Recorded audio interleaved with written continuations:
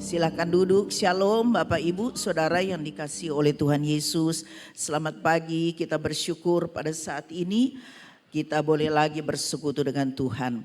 Saudara yang dikasihi oleh Tuhan, di bulan Desember ini kita sudah banyak berbicara atau kita mendapatkan pengajaran tentang firman Tuhan, tentang dampak melalui karakter. Saudara-saudara, berbicara soal karakter itu memang mungkin agak lebih banyak lagi ya. Dan kita sebenarnya itu harus mengetahui apa sih itu karakter. Mungkin sudah beberapa kali disampaikan, tetapi bisa juga kita mungkin ada yang bingung, ada yang lupa, tetapi ada mungkin yang sudah memahami. Itulah sebabnya saya akan menyampaikan bahwa pentingnya sebuah karakter dalam kehidupan kita sebagai orang yang percaya. Saudara yang dikasihi oleh Tuhan, kalau saya bisa mengatakan kepada kita sederhananya, apa itu karakter? Karakter itu menunjukkan sifat asli kita. Karakter itu menunjukkan watak asli kita. Ya. Saudara-saudara, mungkin kita bisa sepintas, bisa menduga karakter si A seperti ini, karakter si B seperti ini. Tetapi bisa juga dugaan kita benar, tetapi bisa juga salah. Tetapi rasanya mungkin kalau kita sudah banyak bergaul dengan seseorang, kita sudah bisa tahu karakter atau watak aslinya. Mungkin ada yang terlihat dia suka senyum ya, suka senyum, bicaranya sopan. Kita sudah bisa tahu orangnya ini baik ya. Tapi belum tentu Tuhan ya, karena Tuhan melihat hati. Saya beberapa kali dengan suami saya pergi makan di satu tempat makan, rumah makan. Saya melihat ada seorang pelayan, saya baru masuk saja, saya tertarik. Dan saya senang, bahkan saya kasihan. Sebab mukanya itu senyum terus. Berkali-kali saya datang, mukanya ketawa-ketawa dan dia begitu sopan. Sampai akhirnya ketika sekian kali saya pergi makan di situ dengan suami, saya bilang, kau itu suka senyum baik kau. Karena saya tertarik. Jadi apakah memang betul, tapi untuk saya kira-kira memang ini orang baik. Ya, senyum, sopan, kalau dipanggil sini deh. Ya apa? Aduh, kalau yang lain-lain tidak terlalu ya biasa-biasa saja. Nah, saudara, itu adalah karakter asli dari dia. Tapi tentunya dari dalam kita tidak tahu. Cuma Tuhan yang tahu. Nah, saudara-saudara yang dikasihi oleh Tuhan, karakter kita akan bisa menunjukkan seseorang bahwa aslinya dia itu seperti apa. Karakter seseorang juga bisa menentukan mau seperti apa dia ke depan. Karakter seseorang juga sangat mempengaruhi bagaimana ia menjalani kehidupannya dan mengambil keputusan. Itulah sebabnya pentingnya sebuah karakter, watak, sifat asli. Saudara-saudara yang dikasihi oleh Tuhan, seorang yang bernama ya Albert Einstein, ya ini dia. Dia adalah seorang jenius dalam ilmu fisika.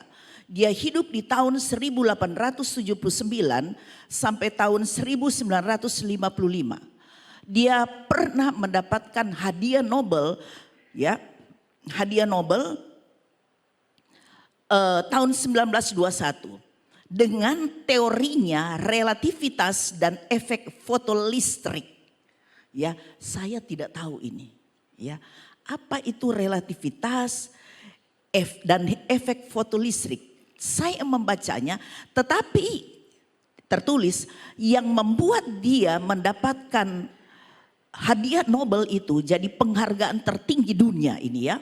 Tidak sembarang orang ya yang mendapatkan hadiah Nobel tersebut.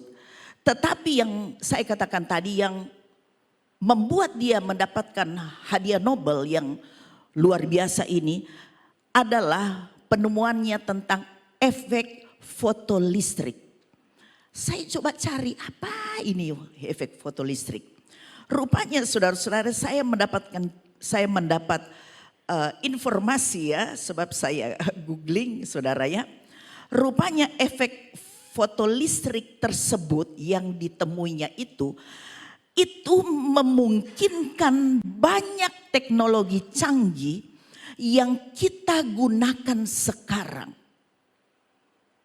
Yang menemui hal ini bukan generasi milenial, tetapi generasi old. Tidak tahu old ini ya, karena dia lahirnya 9879 ya. Jadi efek fotolistrik ini sekarang itu banyak digunakan. Apa itu? Panel surya. Ya, orang yang biasanya di rumah-rumah ada panel surya, jadi panel surya itu dia mau mengubah sinar matahari menjadi listrik. Ada kan orang yang tidak perlu mungkin pakai PLN tetapi dia menggunakan tenaga surya. Nah itu adalah akibat dari efek fotolistrik. Kemudian apa lagi saudara? Kamera digital. Kamera digital yang ada pada saudara dan saya, dia menangkap cahaya sehingga cahaya itu mengubah menjadi gambar.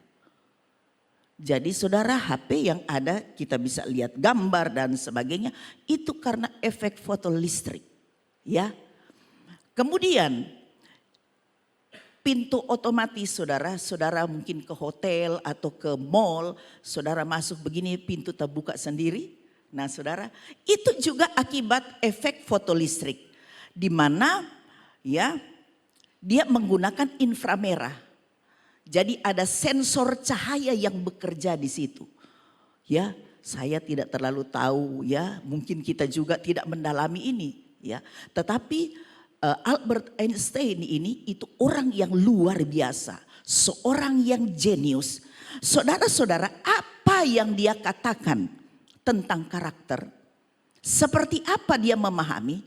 Ada kata-kata bijaknya yang mengatakan, kebanyakan orang mengatakan bahwa kecerdasan yang membuat ilmuwan hebat. Tetapi mereka salah. Ya, dia katakan salah. Itu adalah karakter. Jadi kita mungkin memuji-muji orang, wah dia cerdas, wah dia pintar, dia hebat.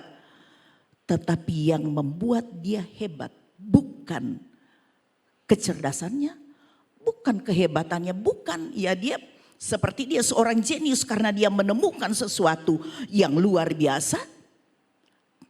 Tetapi yang hebat adalah karakter. Mungkin seseorang bisa mendapatkan itu karena kemungkinan karakternya baik. Dia adalah orang yang tekun. Dia adalah orang yang sungguh memperhatikan sesuatu, tidak bekerja asal-asalan. Ya, orang yang berkarakter. Saudara yang dikasihi oleh Tuhan, artinya bahwa tanpa karakter, kecerdasan, kejeniusan, kehebatan dari seseorang tidak akan dihargai atau tidak akan dianggap. Jadi tanpa karakter, seseorang tidak akan mungkin dihargai atau dihormati, saudara. Dia hanya dikenang sebagai orang yang tidak berarti apa-apa. Saudara yang dikasihi oleh Tuhan Yesus Kristus. Coba kita melihat contoh di dalam Alkitab. Seorang murid Yesus yang bernama Yudas Iskariot. Yudas Iskariot itu diangkat oleh Yesus sebagai bendahara. Saya tidak tahu, mungkin dia ahli accounting barangkali ya. Sehingga Yesus pilih dia. Dia adalah orang yang teliti. Tetapi coba sekarang ditanya, tidak usah tanya sama kita, tanya anak sekolah minggu. Siapa Yudas Iskariot? Mereka tidak jawab murid Yesus, tapi mereka jawab yang mengkhianati Yesus. Yang diambil yang jeleknya. Sebab itu yang dikenang, saudara. Yang jeleknya itu yang biasanya dikenang orang. Ya, yang jelek itu berarti mencerminkan karakter seseorang. Padahal seharusnya, murid Yesus, bendahara Yesus. Tetapi yang dikenang adalah perbuatannya yang tidak baik. Itulah sebabnya benar apa yang dikatakan oleh Albert Einstein. Bahwa kecerdasan bukanlah merupakan seorang ilmuwan yang hebat. Itu salah. Tetapi karakter yang membuat dia hebat. Saudara-saudara, pentingnya karakter dalam hidup kita. Khususnya kita sebagai orang percaya kepada Tuhan. Saudara, ada banyak contoh dalam kehidupan kita di dunia ini. Kita banyak melihat pemimpin-pemimpin atau tokoh-tokoh politik. Tetapi mereka lebih dikenal sebagai orang yang telah melakukan sesuatu yang tidak baik. Mereka lebih dikenal dengan orang-orang yang melakukan sesuatu yang kurang tepat.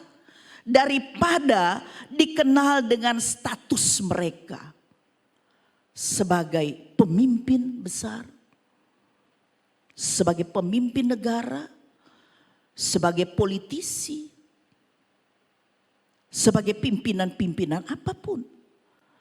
Mereka tidak dikenal status mereka yang sebelumnya. Tetapi orang mengenal dia, dia nih seperti ini. Dia seperti itu. Itulah sebabnya firman Tuhan selalu mengatakan nama baik itu adalah yang penting.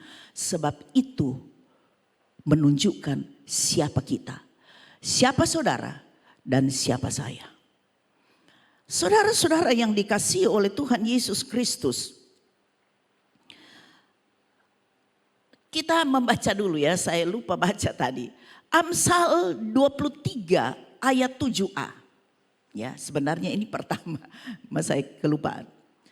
Dikatakan demikian, sebab seperti orang yang membuat perhitungan dalam dirinya sendiri, demikianlah ia.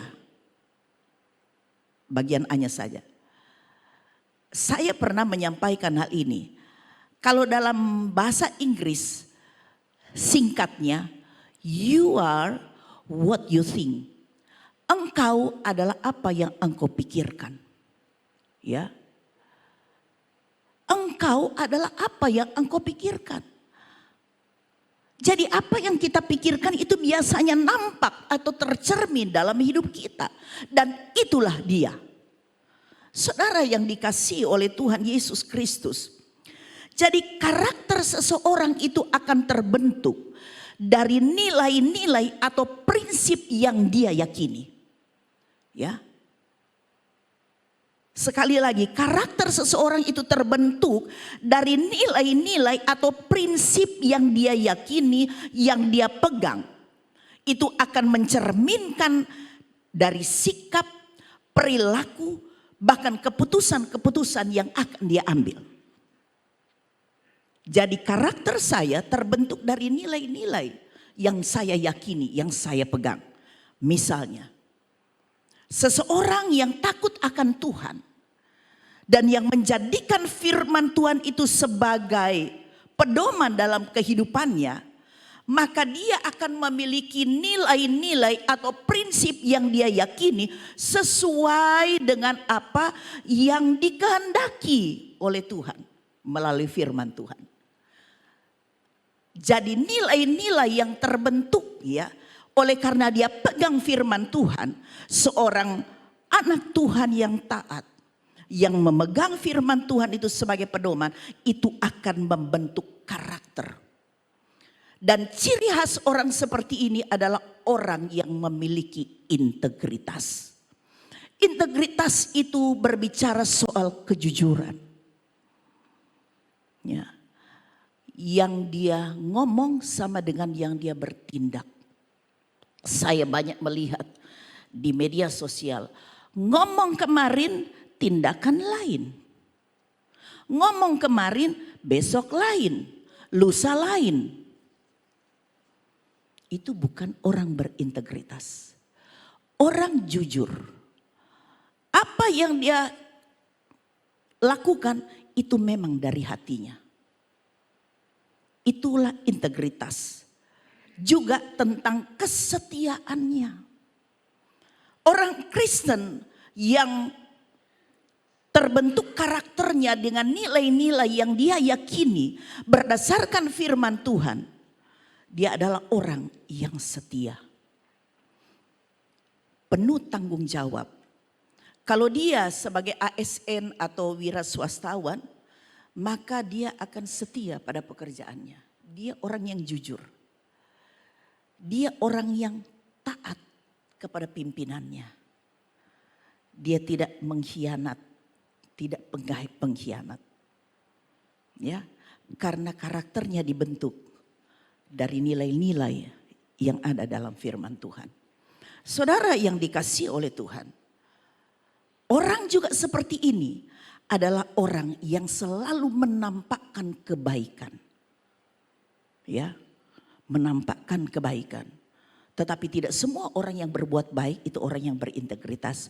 Mungkin saja hanya kalau ada maunya. Ya. Tetapi soal kebaikan itu memang menjadi gaya hidupnya. Dia tidak bisa lihat orang yang, barangkali orang yang menderita, dia tidak bisa lihat ini. Dia selalu ingin berbuat yang baik. Mungkin bukan secara finansial, tetapi apa yang dia bisa lakukan, dia akan lakukan.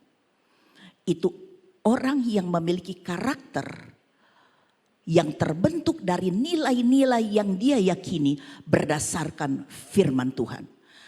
Berdasarkan pengajaran-pengajaran firman Tuhan yang benar.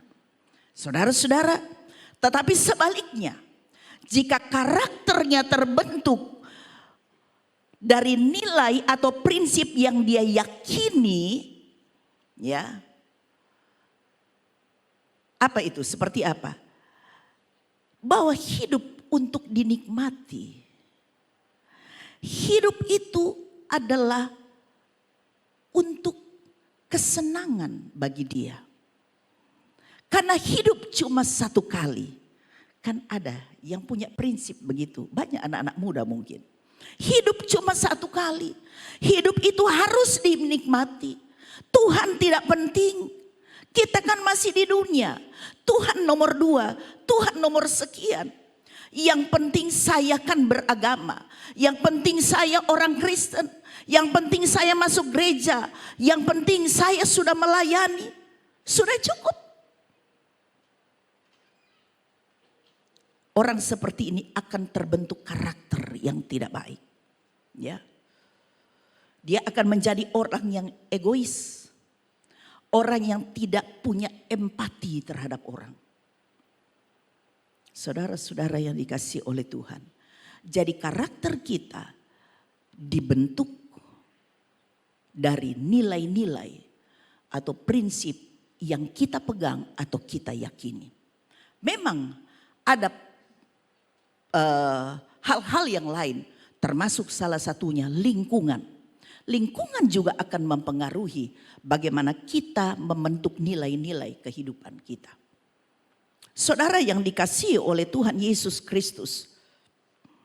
Tuhan Yesus adalah figur yang seharusnya kita teladani. Sebab Kristus memiliki karakter yang luar biasa. Di dalam Filipi 2 di situ ditulis bahwa sekalipun dia Allah, dia mengosongkan dirinya dan menjadi sama seperti manusia. Dia merendahkan dirinya dan dia mau taat sampai mati di kayu salib. Itulah karakter yang luar biasa. Nah saudara-saudara, kita tentunya selalu berdoa. Kita mau menjadi seperti Kristus. Artinya kita mau memiliki karakter Kristus. Karena karakter Kristus akan berdampak dimanapun kita berada. Mengapa ada banyak orang Kristen yang tidak bisa berdampak? Sebab karakternya tidak sesuai dengan karakter Yesus. Memang kita belum sempurna. Tetapi kita semakin disempurnakan. Itulah sebabnya Di dalam gereja kita diajar bagaimana karakter yang baik. Dampak dari karakter yang benar, karakter yang baik. Maka figur yang harus kita contohi itu adalah Yesus. Di dalam Matius 11 ayat 29, ya saudara, 29. Coba tolong ditayangkan. Matius 11 ayat 29b. Cepat sedikit ya. Pikulah kuk yang kupasang dan belajarlah padaku. Karena aku lemah lembut dan rendah hati, dan jiwamu akan mendapat ketenangan. Kalau seseorang memiliki karakter Yesus, maka orang yang bersangkutan akan lebih banyak ketenangan. Dia tidak akan punya musuh. Dia tidak akan melakukan hal-hal yang jahat. Ya, itu sebabnya dia merasakan lebih ketenangan. Coba orang yang banyak musuh. Biar dia kaya tetapi orang tidak senang sama dia. Mungkin kalau dia keluar atau kemana orang cuekin. Atau ya mungkin orang hormat tetapi munafik lah. Dan pasti hidupnya tidak tenang. Yesus berkata, jangan terlalu cepat ya dihilangkan. Yesus berkata, belajarlah kepadaku, jangan terlalu cepat ya dihilangkan itunya. Belajarlah kepadaku karena aku lemah lembut dan rendah hati. Dan jiwamu akan mendapatkan ketenangan. Kita harus belajar dari figur Yesus. Saudara tidak perlu belajar kepada saya sebagai gembala. Sebab saya pun masih harus semakin hari semakin disempurnakan. Tidak ada manusia yang sempurna. Tidak ada satu pendeta hebat sekalipun sempurna. Itulah sebabnya belajarlah kepada Yesus. Saudara yang dikasihi oleh Tuhan Yesus. Mari kita akan melihat saudara-saudara, ada dua sosok pemimpin bangsa Israel yang terkenal. Yaitu yang akan dibicarakan soal Saul dan Daud. Nah, kita akan melihat dua sosok ini saudara ya. Keduanya adalah orang yang sama-sama percaya kepada Allah. Dua-dua. Orang yang percaya kepada Allah karena mereka adalah orang Israel. Orang Yahudi. Satu keturunan Benyamin, satu keturunan Yehuda. Suku Yehuda. Nah saudara, keduanya diurapi untuk menjadi raja oleh nabi yang sama. Nabi Samuel. Ya. 1 Samuel 10 ayat 1. Coba kita baca ya. 1 Samuel 10 ayat 1. Lalu Samuel mengambil buli-buli minyak. Dituangkannya lah ke atas kepala Saul.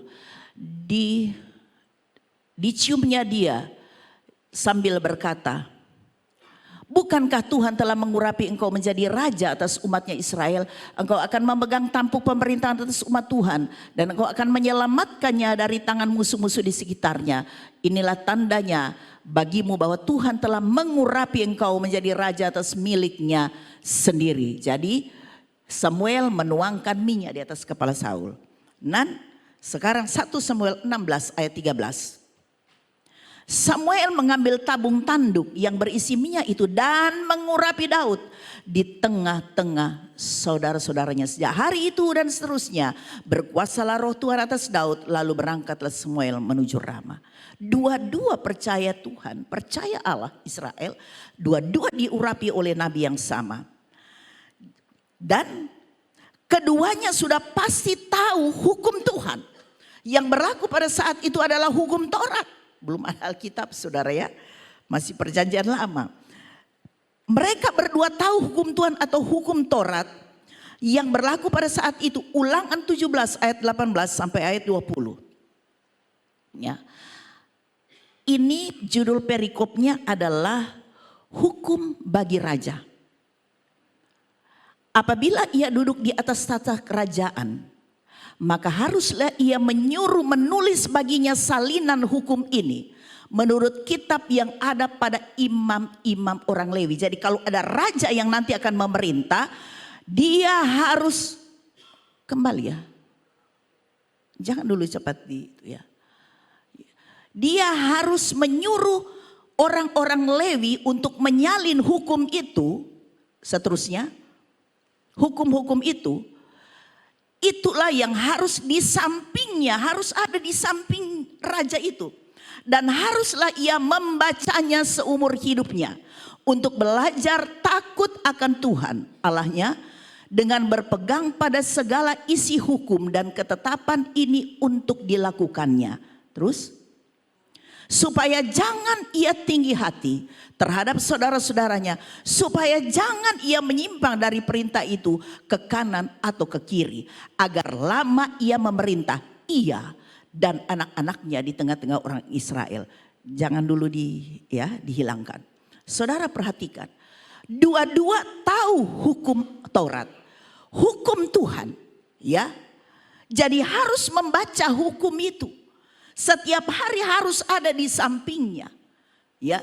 Supaya mereka raja itu nanti jangan sampai tinggi hati. Jangan sombong. Ya, jangan mereka menyimpang ke kiri atau ke kanan. Supaya lama mereka memerintah dan pemerintahannya itu akan berlanjut ke anaknya. Saudara, mari sekarang kita lihat. Ya, bagaimana Saul sebagai raja pertama, bagaimana Daud yang menggantikannya. Akan terlihat ada dua karakter yang berbeda dan dampaknya seperti apa. Pertama, penampilan fisik dari Saul tinggi, gagah, cuma ini ya mungkin bukan begini, ini cuma gambar saja ya. Penampilannya saudara bisa berimajinasi saja tentang Saul. Tinggi, gagah, elok. 1 Samuel 9 ayat 1 sampai 2 saudara baca saja ya.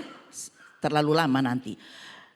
Sosok Saul tampak ideal sebagai seorang pemimpin. Firman Tuhan katakan dari atas bahunya sampai ke atas bahunya ke atas, dia yang paling tinggi di antara rata-rata orang Israel. Dia paling tinggi dari bahu ke atas. Saudara bayangkan kira-kira seperti apa. Tinggi, gagah, elok dan memang tampak ideal. Daud. Di dalam 1 Samuel 16 ayat 12. Saudara nanti baca sendiri. Dikatakan dia kemerah-merahan. Mungkin karena lama dia sebagai gembala. Mungkin kena panas matahari di padang ya. Menjaga domba. Kemerah-merahan. Matanya indah. Kira-kira bagaimana matanya indah ya. Matanya indah. Parasnya elok, tetapi dia tidak tinggi, ya setinggi Saul.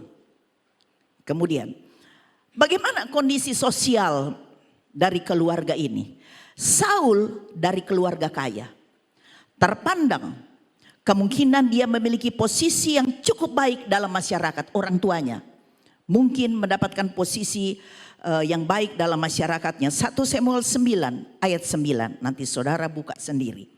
Kemudian bagaimana dengan Daud? Daud adalah keluarga sederhana di Bethlehem. Ya, keluarga sederhana. Daud juga adalah gembala domba. Kemudian bagaimana karakter mereka? Coba saudara perhatikan.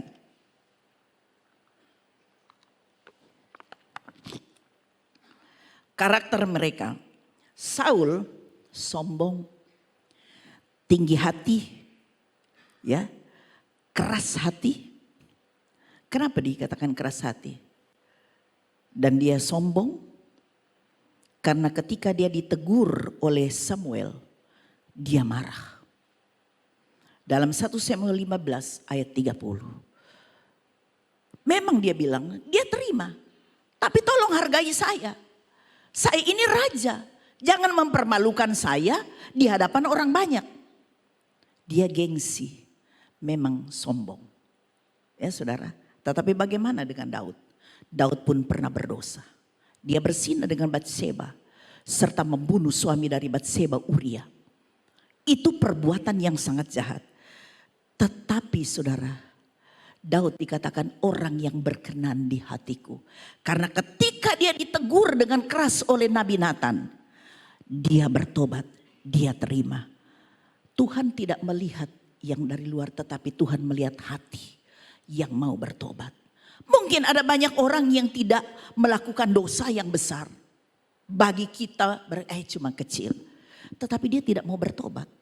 Ditegur, ya, dinasihati, dengar firman Tuhan, keras hati. Tetapi mungkin ada orang yang melakukan hal yang jahat. Kehidupannya lalu itu tidak baik. Tetapi ketika dia ditegur oleh firman Tuhan, dia terima Tuhan. Memang saya perlu dirubah, ampuni saya. Itu yang dilihat oleh Tuhan. Itulah sebabnya firman Tuhan katakan, aku telah mendapatkan Daud, seorang yang berkenan di hatiku. Karakter itu penting. Apalagi karakter Saul. Saul pencemburu, iri hati, pendendam. Dendam. Dia kejar-kejar Daud, saudara, mau dibunuh. Dia cemburu, ambisius, ya, tidak mau tersaingi. Dia tidak mau nanti, aduh, ini Daud ini dia banyak mengalahkan musuh-musuh orang Filistin. Jangan-jangan nanti dia yang diangkat, apalagi itu perempuan-perempuan. Yang ketika mereka baru keluar selesai berperang, perempuan-perempuan mengatakan, Saul mengalahkan beribu-ribu, tetapi Daud mengalahkan berlaksa-laksa. Sakit hati dia. Ini orang yang sensi sekali, ya. Sebenarnya ia bersyukur, wahai syukur kamu generasi muda lebih baik. Saya suka lebih baik begitu, ya. Saya melihat ada yang jemaat Tuhan yang melayani, membawakan khotbah itu bagus, saya puji, bagus. Bukan saya puji supaya mereka semua, artinya begitu, belajar. Sebab harus ada regenerasi. Bukan orang hebat terus langsung di-cut, jangan dia saingi saya. Oh, tidak begitu. Nah, ini Saul pencemburu, ambisius, tidak mau tersaingi.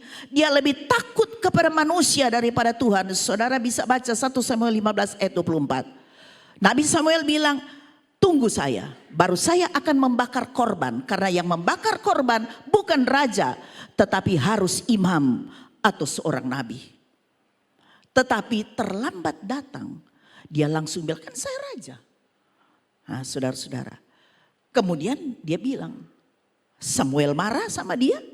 Dan dia bilang, saya takut. Sebab ini orang-orang rakyat sudah mau pulang. Saya takut nanti saya dilontari dengan batu. Dia lebih takut manusia daripada Tuhan. Saudara-saudara yang dikasihi oleh Tuhan, banyak orang percaya lebih takut manusia daripada takut Tuhan. Sehingga kalau di dalam tugas, dalam pekerjaannya suruh melakukan hal-hal yang tidak pantas dia lakukan demi pencitraan supaya posisinya tetap ada. Dia lebih takut kepada manusia daripada kepada Tuhan. Saudara yang dikasihi oleh Tuhan Yesus Kristus. Saul itu mengandalkan pikiran. Sering bertindak impulsif. Artinya tergopo-gopo. Tidak mempertimbangkan sesuatu. Kalau sekarang ya saya boleh artikan buta-buta. Apa yang dia cepat bertindak tanpa memikirkan sesuatu. Bagaimana dengan Raja Daud? Dengan Daud. Dia adalah raja yang diberkati Tuhan. Saudara, Daud masih dalam karakter. Dia tidak pendendam. Dia lebih takut Tuhan daripada manusia. Karena hatinya melekat kepada Tuhan. Dan hatinya selalu terfokus kepada Tuhan semesta alam. Saudara-saudara, itu sebabnya dia lawan Goliat, dia tidak pusing. Padahal itu tidak seimbang. Daud yang kecil dengan Goliat. Tetapi dia lebih takut kepada Tuhan. Dia tahu bahwa Tuhannya menyertai dia. Saudara, apa yang Tuhan lakukan? Tuhan permalukan orang Filistin. Daud mengalahkan Goliat. Saudara-saudara, karakter Daud itu baik. Dia sungguh hidupnya melekat kepada Tuhan. Itu tergambar atau tertulis dalam Mazmurnya yang banyak. Kemudian terakhir, dampak kepemimpinan dan akhir hidup mereka. Bagaimana, saudara?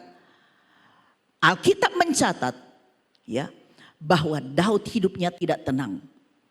Dia takut sampai dia harus pergi ke Endor. Dia pergi untuk menanyakan kepada petenung.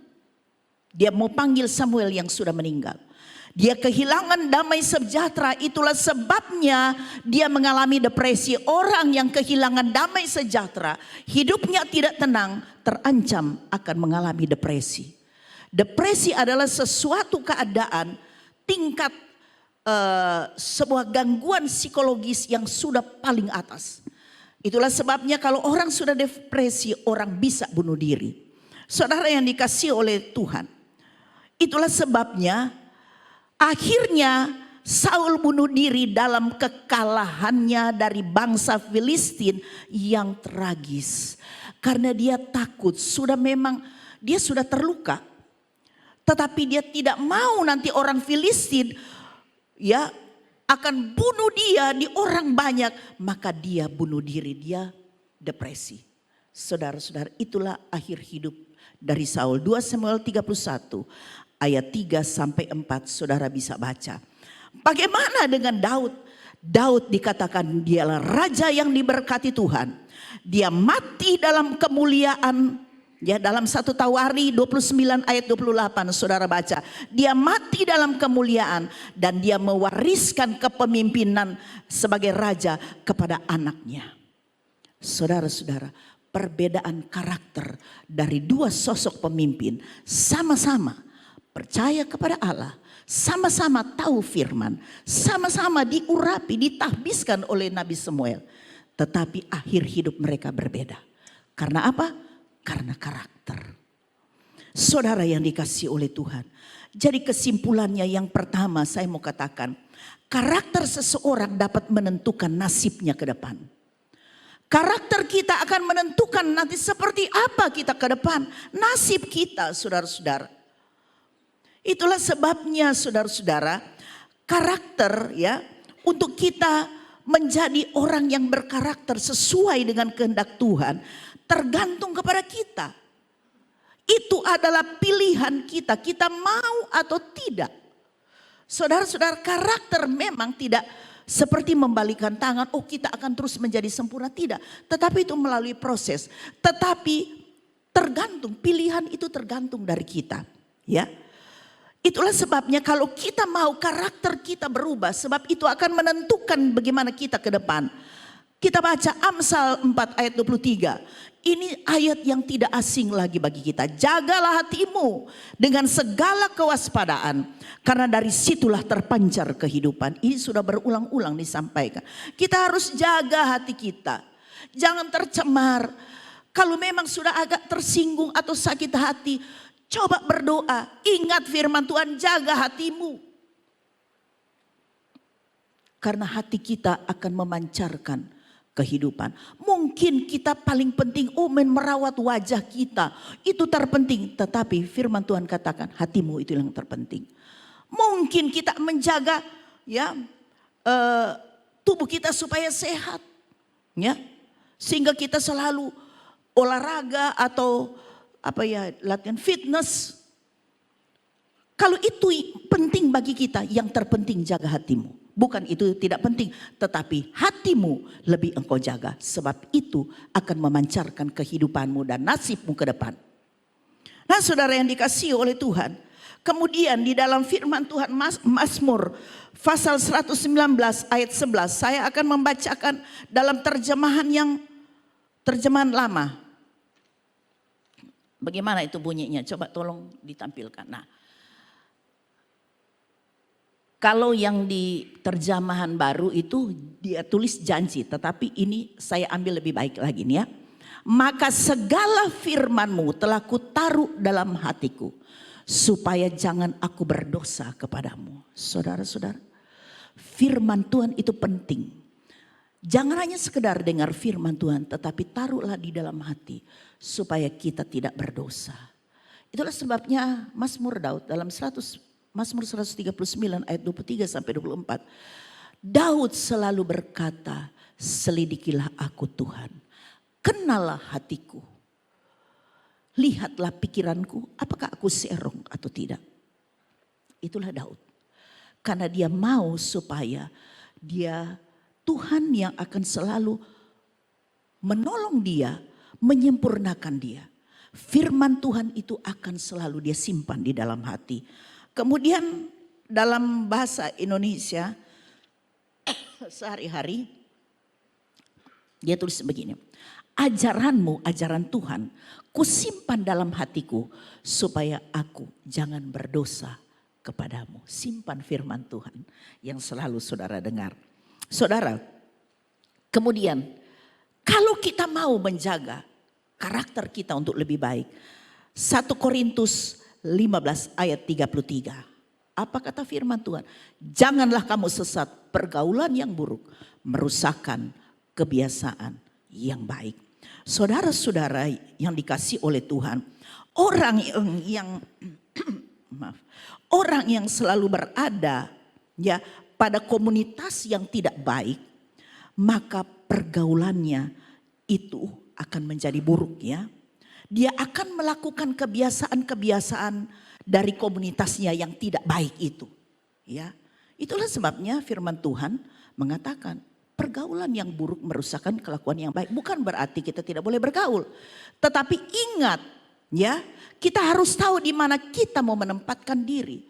Kita bisa bergaul dengan orang, bukan kita menjadi eksklusif saudara ya. Tetapi kita harus bisa berdampak bagi mereka, bukan mereka yang berdampak bagi kita. Nah saudara-saudara yang dikasih oleh Tuhan, karena kebiasaan yang terus menerus. Jika seorang misalnya dalam pergaulannya itu suka merokok, suka minum-minum yang macam-macam ya saudara, minum-minum alkohol, mungkin narkoba, judi dan lain sebagainya. Maka kebiasaan-kebiasaan itu juga akan bisa kita lakukan. Saudara-saudara yang dikasih oleh Tuhan, itulah sebabnya jaga juga lingkungan kita. Kalau kita mau memiliki karakter yang baik. Dan yang terakhir saya mau katakan, kita harus mengerti sebagai orang yang percaya, orang boleh punya karunia. Oh karunia berkhotbah, wah dia hebat. Karunia nubuat, karunia menyampaikan, mengusir setan, karunia menyembuhkan. Orang boleh punya karunia, sebab karunia adalah pemberian Tuhan. Tetapi karunia itu adalah kemasan luar yang bisa membuat orang terpukau. Itulah sebabnya ada begitu banyak orang yang hanya melihat karunia dari seorang hamba Tuhan atau orang percaya. Bukan itu tidak baik, karena Tuhan juga mau memberikan karunia. Tetapi itu hanyalah kemasan di luar. Tetapi karakter adalah kemasan di dalam.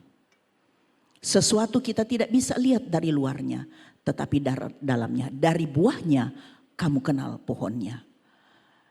Ya saudara. Karena karakter itu berbicara buah roh. Karena itu saudara, sebagai ayat yang terakhir, mari kita lihat Injil Matius 7 ayat 21 sampai 23.